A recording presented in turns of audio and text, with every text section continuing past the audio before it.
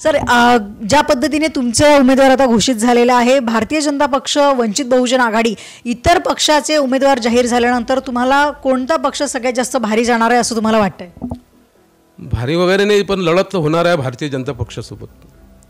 आणि बाकीचे जे पक्ष आहेत, राष्ट्रवादी, अजित पवार गट म्हणा, MIM म्हणा, हे सर्व लोकांना माहिती आहे अल्पसंख्याक समाजाला की हे जे भाजपाची बी टीम आहे, भाजप मागच्या दारानं अल्पसंख्याकांची मतं जी आहेत ते फोडू पाहत आहे आणि भारतीय जनता पार्टीला सहकार्य कसं होईल या पद्धतीची खेळी ती आहे. तुम्हाला असं वाटतं की काँग्रेसचा तो सुवर्ण काळ परत या निवडणुकीपासून पुढे सुद्धा राहील? निश्चितच यावेळेस काँग्रेसचा नगराध्यक्ष निवडून येईल आणि जो गेलेला जो भूतकाळ आहे तो पुन्हा परत येईल आणि काँग्रेस या ठिकाणी मोठ्या फरकानं विजय होईल. काँग्रेसवरती आणखी एक नेहमी एक दावा केला जातो किंवा एक प्रकारे त्यांच्यावरती लांछन लावलं जातं, ते म्हणजे परिवारवादाचं असतं किंवा घराणेशाहीचं असतं.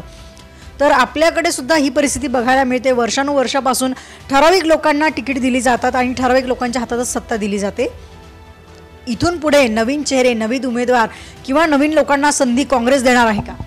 निश्चितच. आता आमचे जे खालचे नगरसेवकांचे जे उमेदवार आहेत त्यामध्ये जवळजवळ 80% उमेदवार हे नवीन आहेत आणि त्यामध्ये महिलांचं प्रमाण 50% वर आहे. जरी नियमानुसार 50% महिला राखीव आहेत, त्यापेक्षाही जास्त महिला यावेळेस आम्ही या निवडणुकीत उभे करणार आहोत आणि सर्व म्हणजे 80% चेहरे नवीन आहेत.